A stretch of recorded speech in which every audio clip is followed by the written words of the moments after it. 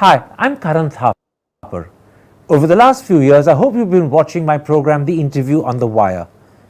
During that period, I've interviewed doctors, politicians, businessmen, scientists, authors, and even the occasional Nobel laureate. For me, it's been exciting. I hope it's been enjoyable for you. But these, as you know, are tough times, and if this program is going to remain bold, independent, and sometimes even defiant, then I think we need your support. At the end of the day, it's a truism, but editorial independence is best defended by the viewers. So if you would like this program to remain the way it is, forthright, outspoken, and interesting, then would you consider supporting us? All you have to do is to click on the description at the bottom. But more than anything else, I hope you will continue to watch the interview. Your viewership means an awful lot to me.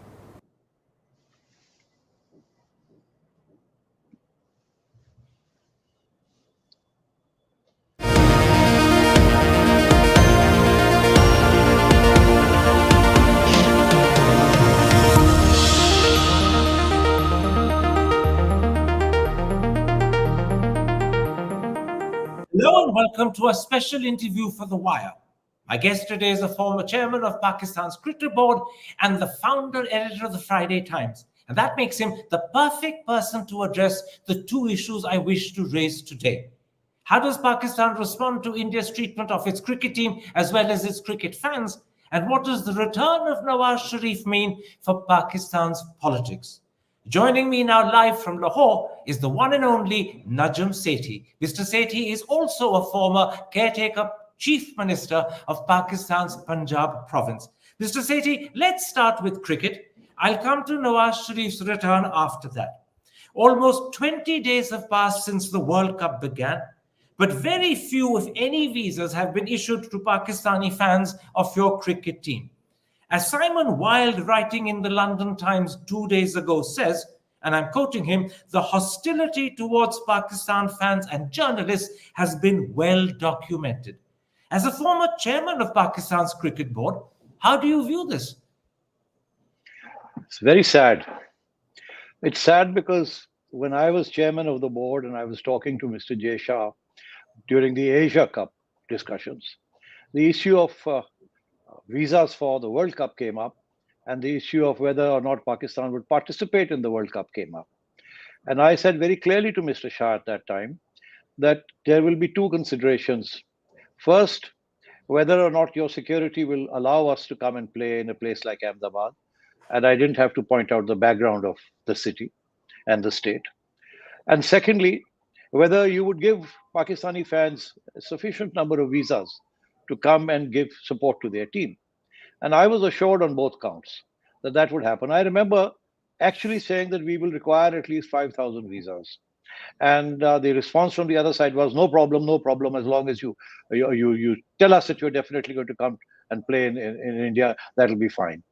So I was a bit shocked when I found out that the Indian government had not facilitated Pakistani fans to go and cheer for their team. And not only that, Pakistani journalists were also denied visas. Apart from a handful of journalists who were given visas, at least one score journalists had applied for visas, and they weren't accommodated. So you can imagine a team playing in a crowd of over 100,000, which was not sympathetic, shall we say, in fact, downright hostile, as some incidents prove. You can imagine the impact that would have had on the players from Pakistan. So really, I'm very disappointed, saddened, and deeply hurt by the attitude of BCCI and the Indian government in not facilitating visas for journalists and Pakistanis, and at least not making sufficient announcements and monitoring the mood of the crowd and teaching them some manners. But you revealed a very important thing, Mr. Sethi. You were given a specific assurance by none other than Jay Shah, who I believe, if I'm correct, is secretary of the BCCI, just a couple of months ago, that perhaps as many as 5,000 Pakistani cricket fans would be given visas. He said, absolutely no problem. And now they've gone back on that assurance. Well, they can always say we never gave it in writing. But this is the issue that I brought up, and I was given so many assurances. Oh, no problem, no problem. Just agree to come and play in India and in Ahmedabad, and then everything will be fine. But it wasn't fine, was it? Are you aware if your cricket board has formally raised either with BCCI or with ICC India's deliberate decision to deny visas to Pakistani fans and journalists? And if they've raised it with either of those two bodies, what sort of response has your cricket board got? My information is that the Pakistan Cricket Board has written to the ICC and to the Indian authorities, BCCI, complaining and criticizing the events that unfolded eventually, both the denial of visas and the attitude of the crowds and so on. And unfortunately, there's been no response. But I must tell you that my experience tells me that when you write about these things to the BCCI, there's never a response. And as far as the ICC is concerned, again, my response is that my sense is that they simply pass it on to the BCCI, and as they say, pass the buck. So neither BCCI nor ICC have bothered to respond to your cricket board? No, that's my impression. Are you aware of your High Commission in Delhi having taken up the matter directly with the Ministry of External Affairs? After all, this is something that should concern the Pakistan government as well. Well, the Pakistani Cricket Board chairman, Mr. Zaka Ashraf, has been hanging around in India at this time. As we speak, I think he's still hanging around in Delhi, or maybe he's on his way back.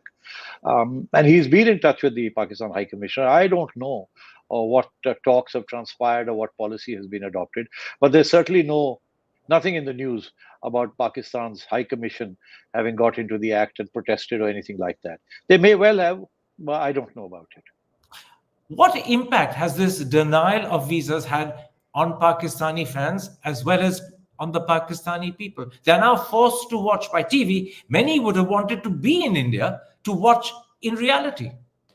Well, absolutely. I remember when we were discussing the World Cup with the BCCI people, the issue came up of, well, if you want us to come to India to play the World Cup, then you must give us a commitment that you'll come to Pakistan next year to play the Champions Trophy. And, I was given again the same sort of verbal assurances that we'll cross that bridge when we come to it, but please agree to come and play in India. And we'll certainly try and, of course, there will be some issues, but we'll definitely give it a good ring. And we'll try and come and play the Champions Trophy. And then I said, look, we will give you visas. We'll give you 10,000 visas. We'll give you 20,000 visas. I have this assurance from my own government that we would like to have a normal relationship with India now, regardless of what's been happening in the past. And trade and people-to-people contacts is definitely on the agenda of our governments. And so you need to talk to the BCCI. I said to them, you need to talk to the BJI government. But unfortunately, it seems there's no progress on that score. Let's come, Mr. Sethi, to the way your team has been treated when it's been playing matches in India.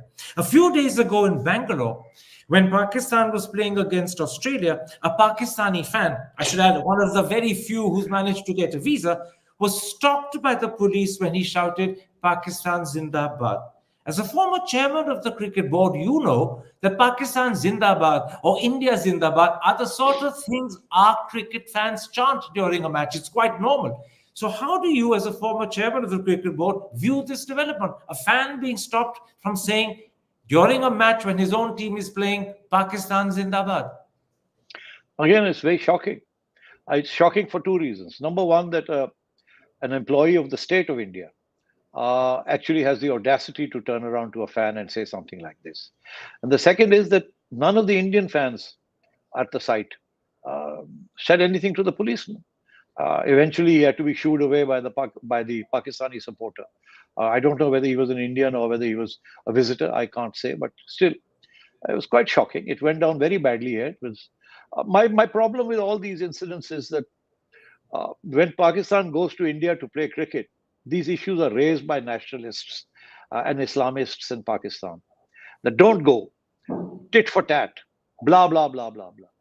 But liberal people, secular people, the government that wants to normalize, they go out of their way to take this criticism and dispatch our boys. This happened last time as well, and now it's happening again. without any assurance that there will be a reciprocity involved in this, either in writing or even verbally. There's just this toing and froing, and yes, yes, but.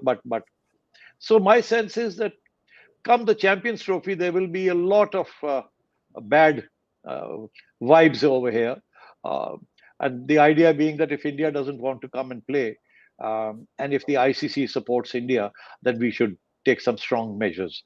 Don't forget now that Pakistan does have a little bit of clout, far more than it used to, because we are no longer dependent on ICC funds for our survival, the cricket board, because we have a Super League that gives us a sufficient amount of money to stand on our own feet. But still, I don't think this is the way to go about normalizing relations. Now, a few days before the Bangalore incident that I spoke about a moment ago, in Ahmedabad, when Pakistan was playing India, and one of your players was walking back to the pavilion, he was repeatedly heckled with chants of Jai Shri Ram. Again, as a former chairman of the cricket board, and also as someone who knows India intimately, how do you view this? I mean, what can I say? I mean, I keep saying I'm shocked, but I shouldn't be. I think, if I may say so on your program, I think there's a big difference between the south of India and the north of India, generally speaking. I remember that historic match in Chennai, I think 99 it was, or thereabouts, when Pakistan won that match, and the players took a lap round the stadium, and the entire stadium stood up to give them a resounding ovation. I mean, that's the sort of sportsman spirit that I saw in Pakistan. When India came to Pakistan the last time round, and India won the match in Lahore when I was there, and the entire crowd stood up and gave the Indians a resounding ovation when they took the lap. And I remember at that time, your national security advisor, Brijesh Mishra, was there. And I remember him telling me and telling friends later that he was so shocked by that sense of generosity and warmth that he had to report it to the then Indian Prime Minister and tell him that, look, I mean, things are so different over here. And I'm amazed. And when he was leaving the ground, youngsters crowded his car and gave him the victory signal. And many of them had the Indian flag on one side of their cheek and the Pakistani on the other. So that's the sort of spirit that should prevail. And it is sad for us to see India or parts of India degenerating into a xenophobic form of nationalism. Are you aware if any of the two state governments, Gujarat in one instance, Karnataka in the other, or whether the BCCI as the organizing authority have apologized for these two incidents or at least given some sort of explanation? To the best of my knowledge, there's total silence at the other end. Complete and total deafening silence. I mean, I'm also amazed why Indian reporters haven't really confronted the BCCI. I don't see much in the Indian press about having confronted the BCCI and asked hard questions in terms of how did you organize it, what measures did you take, and so on and so forth, on the announcements that were being made during the match. There's nothing of the sort. And then there was this other incident when apparently Rizwan, wicketkeeper batsman, scored a century, or was it a 50, and knelt down to say a silent prayer, which Pakistani players always do. They kneel down, they put their head on the ground, and they say a short prayer when they've achieved something. It's a standard thing. And there were rude comments there was bullying, and there were comments from the crowd. And, I remember much the same sort of thing happened when the Afghans did the same sort of. They actually sat on the ground in one of the stadiums and said their prayer. There was no heckling, there was no shouting. So I think this sort of special treatment is reserved for Pakistanis. Beyond the two incidents that we've spoken about, what do you believe is your opinion or your board's opinion of the way the team as a whole has been treated in India? How are they treated, for instance, by the staff in the hotels they've stayed at, or when they go shopping, or by the ordinary people they meet? What is their impression of their experience of being in India? 10 out of 10. Everybody I've talked to say that the hospitality in the hotels, the charm, the warmth, all of it is obvious. And they're quite delighted by that. But you see, the stadium is a different thing. You need cheerleaders. You need people to back you, to motivate you. And that was completely missing from what was supposed to be the match of the century. This is not the way cricket ought to be played. As an Indian, I'm delighted that, in fact, the experience your team has had outside the stadium is, as you put it, 10 on 10. But what has the stadium experience? The policeman stopping someone saying Pakistan Zindabad, or the heckling of Jai Shri Ram when a player is walking back to the pavilion. What impact has that had on public opinion in Pakistan? What impact has it had on social media in your country? Unfortunately, it served to reinforce stereotypes, reaction, and the liberal, secular voices that want good relations with neighbors. They've been silenced. Some of us can't open our mouths to say, well, what can we say? So, that is part of the problem. And I think the cricket board over here is also severely embarrassed, because if they take a strong line in public, that can lead to other complications vis-a-vis the ICC and the rules of conduct and so on and so forth. But I'm afraid these are issues that the BCCI and the Indian government should consider and should look into. One last question about the World Cup before I turn to former Prime Minister Nawaz Sharif's return home. Writing about the empty and often dirty stadiums, the pretty incompetent way the sale of tickets has been handled, and the general treatment of spectators, the article in the London Times, which I referred to earlier, is headlined, and I'm now quoting the headline, "India's Cricket World Cup is a mess." Is that borne out by the reports you're getting? Yes, absolutely. Not just borne out, but also by the frequent changes in the schedules and in the playing conditions and in the grounds and in the stadiums. There's been a lot of shuffling going on. This is not the sort of thing we've seen in the past. All World Cups are immaculately organized.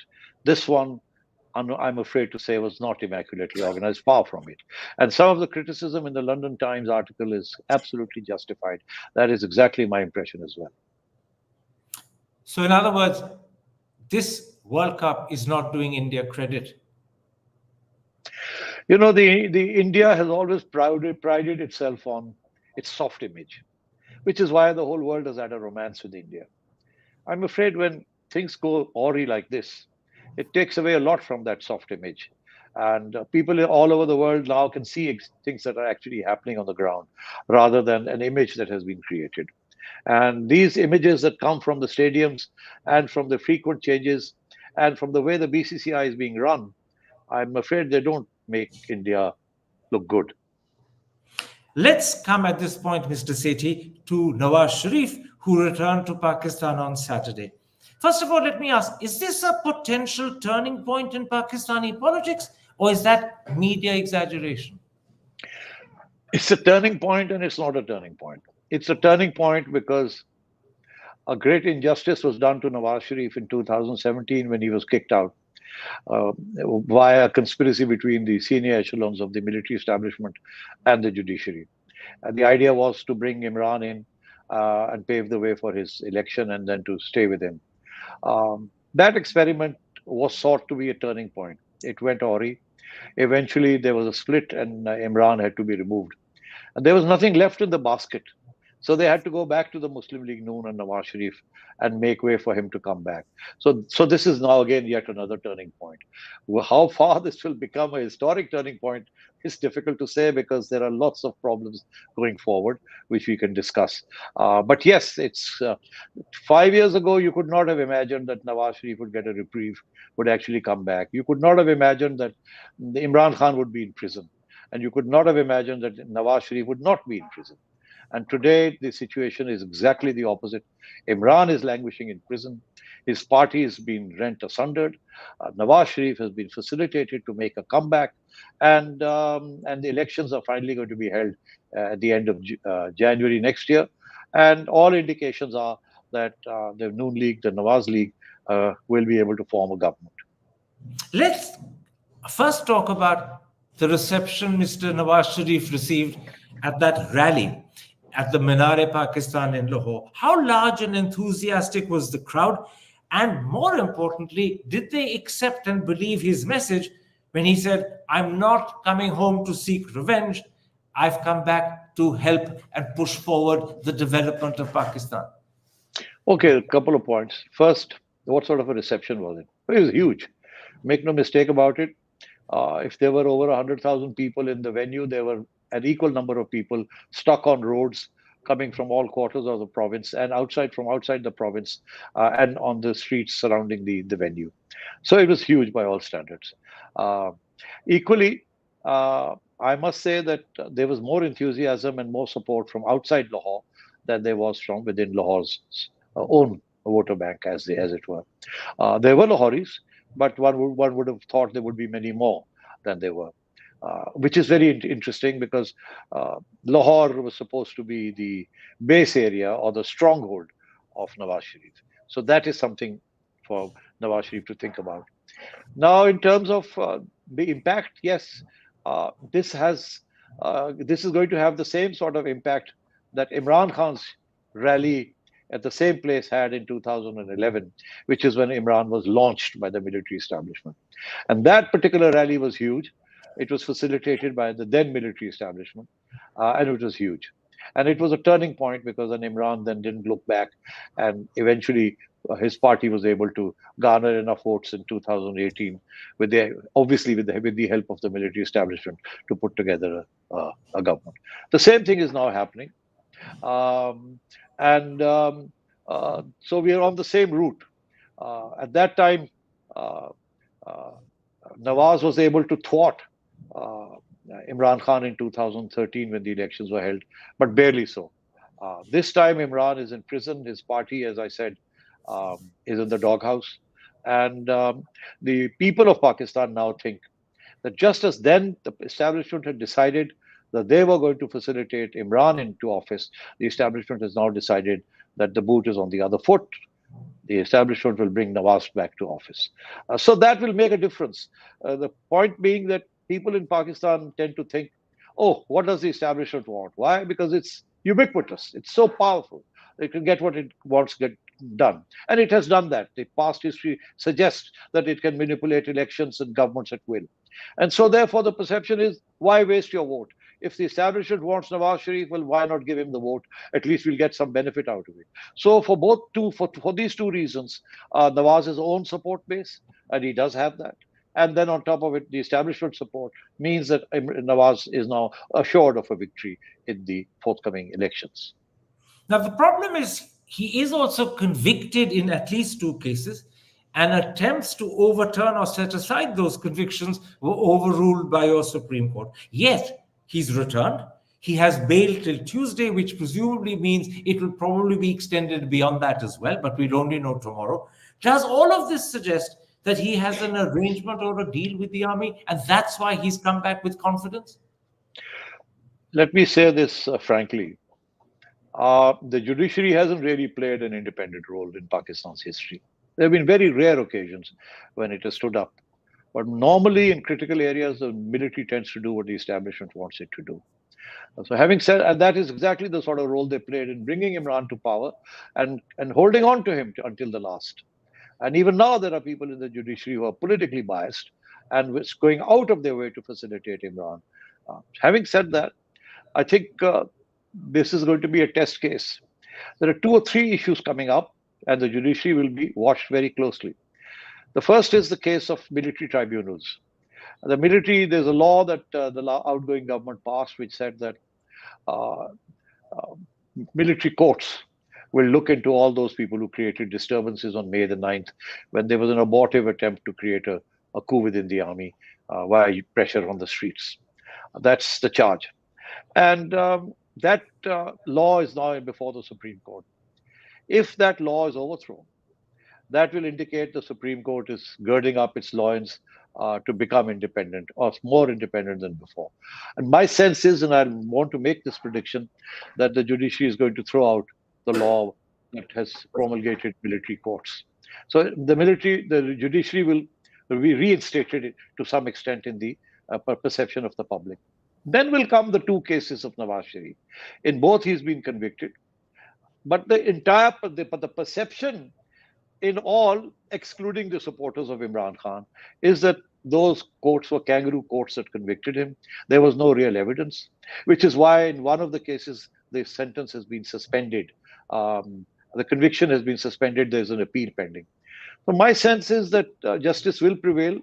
The injustice that was done to Nawaz will be overturned by the Supreme Court now, setting the record straight and becoming neutral in that sense.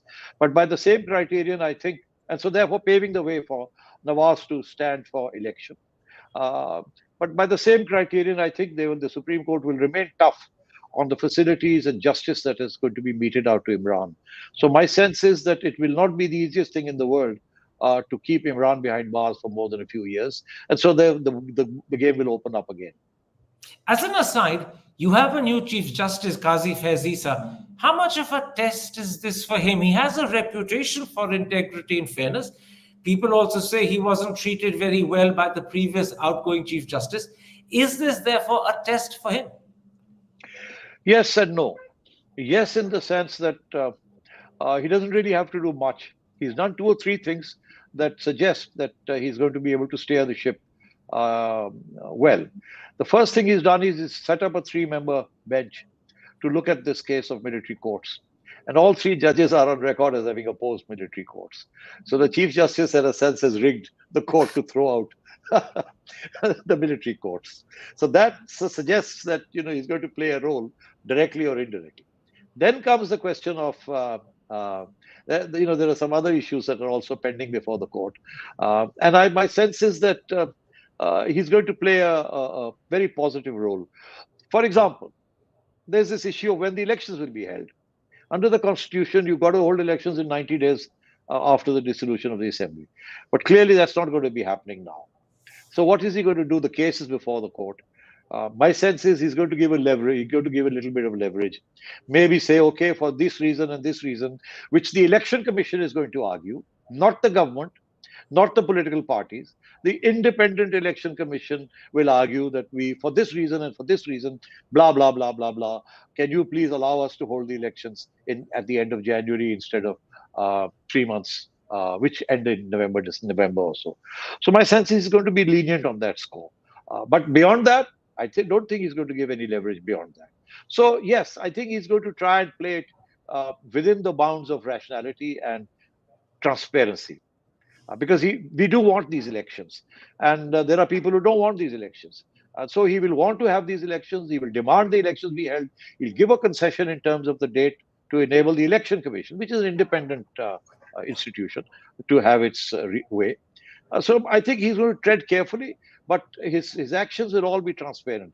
And all of them, none of them, shall I say, will smack of injustice. They will all smack of justice, either redeemed or initiated.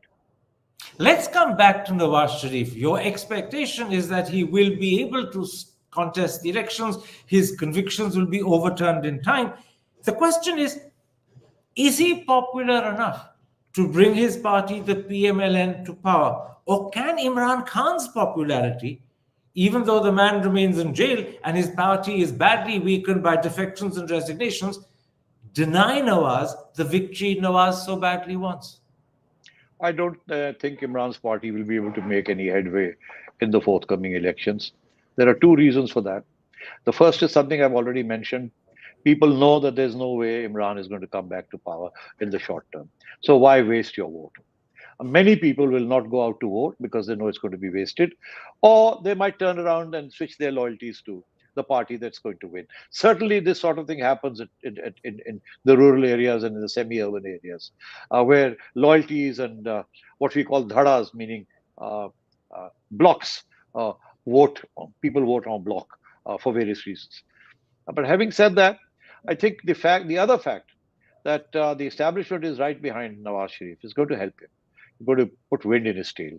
So for both these reasons, I don't think the PTI or Imran Khan will be able to thwart Nawaz Sharif a victory in the next elections. Now, you know this as well as I do, Mr. Sethi, that outside Pakistan, the impression is that Imran Khan remains the most popular politician in the country. If he's not allowed to participate in the elections for whatever technical or other reason, will people in Pakistan consider the elections legitimate and fair? Or could you end up with elections with a very low turnout and a lot of people popularly, but perhaps quietly, questioning the outcome? A lot of people will question the outcome, but don't forget, there's nothing new in Pakistan. The last election, a lot of people questioned it, which is why Imran Khan was constantly referred to as the selected prime minister. I Everybody knew that he hadn't won those elections fair and square, that the military had jumped in and got him another 40, 50 seats, and then roped in all the independents to go and support him. So, yes, the last election was hugely controversial. My sense is this election will be more or less along the same lines, especially if Imran's party is not given a free hand to contest. And my sense is they're not going to be given a free hand to contest. So therefore, yes, this will happen. But as I said, there's nothing new in Pakistan. Life goes on. Uh, Selected governments. And by the way, this is not the only time that's going to happen. Nawaz Sharif was once selected. And so now Imran was selected, and now Nawaz has been selected again. So there's always a core element of support, but not enough to push them over the winning line. And that's where the military establishment comes in and achieves its objectives. Tell me, how confident are you that elections actually will be held by the end of January? The Election Commission has said they will be, but it hasn't fixed a firm date by any means. Is there a fear that they could be postponed further, leaving the caretaker government holding fort and clearly leaving the army as the power behind that caretaker? There are proponents of that argument, forces that say that there's no point in having elections. The same politicians are coming back. We can't expect much from them. Let's have a longer term interregnum. That argument prevails, is a powerful argument. But you will need something extraordinary to happen to be able to postpone the elections yet again and get the Supreme Court on board. At the end of the day, we do have a judiciary. At the end of the day, we do obey the rules of the game up to a point. We do have a constitution that we follow up to a point, except where it becomes critical. And so my sense is this military establishment will want to have elections to move forward so that it has a veneer of legitimacy to the next government, just as they did in 2018. And that's a standard formula that is pulled out every time something like this happens and it's applied. So, yes, I think the chances of the elections being postponed maximum by a month or two, that can't be ruled out. But any indefinite postponement of elections, the Supreme Court and the courts will not allow it. And I think the military will have to bow down to that fiat. We're coming to the end of the interview, but let me ask you two more questions.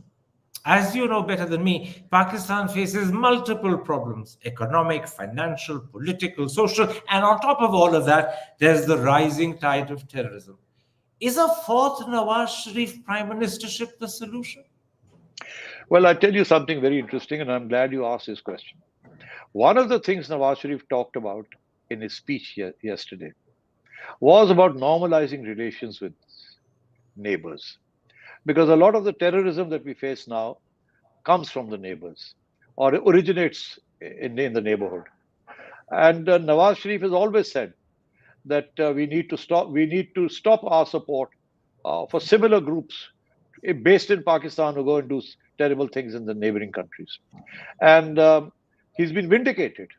And so one of the things he said yesterday was, he said that, I've always believed in normal relations and we mustn't do these things. And now when these things are being done to us, we mustn't allow them to be done to us. We must normalize. So we are at the receiving end of the stick, as it were. But Nawaz Sharif has always been opposed to interference in neighboring countries. That's the number one thing. And by the way, my sense is he has good relations with the Indian Prime Minister. I don't know what initiatives he will take, but I can't tell you. I can tell you straight away that he will try and take initiatives. And I think he will have the military establishment on board, because the last thing the military establishment wants is to have its hands full, dealing with terrorism from across the Afghan border, which is, by the way, pretty virulent right now, and so on. So on that score, Nawaz will be solid. Nawaz will also be solid on the score of a revival of economic development. And in that, trade will play an important part, especially with neighbors, especially with India. Now, it remains to be seen what the attitude of the Indian government will be when Nawaz is in power. I am optimistic. I think things can't get worse between India and Pakistan. I think if Nawaz comes to power, I think things will get better. How much better, I can't say, because it takes two hands to clap. Much will depend on what's happening in your part of the country. You have elections coming up. Pakistan has always been a bogey for you. And so, therefore, it may take some time. But with Nawaz Sharif in Islamabad, I expect that sooner rather than later, we will begin to move slowly but surely towards a degree of normalization that is possible while retaining our thorny issues for future settlement. Let me, for the benefit of an Indian audience who might not be aware of the precise words Nawaz Sharif spoke at that rally in Lahore on Saturday night, quote him. And I'll point out that I'm quoting from the English translation as given to us by the Indian Express paper. He said, "We cannot progress by fighting neighbors. We have to introduce effective foreign policy, maintaining good relations with our neighbors, as without this, the country cannot progress." And if I'm right, he said this shortly after a very general reference to the words Kashmir solution. Now, in your initial part of the answer, you seem to be interpreting this phrase, "we cannot progress by fighting neighbors," by talking about Afghanistan and the terror you face from there. But the second half of your answer interpreted his comments with regard to India. You believe it applies to both the terror from Afghanistan as well as the need to improve relations with New Delhi. I think it applies more to improving relations with New Delhi than it applies to Afghanistan, although that is also the case. But I think he's going to focus on India. Mr. Sethi, thank you very much indeed. Thank you.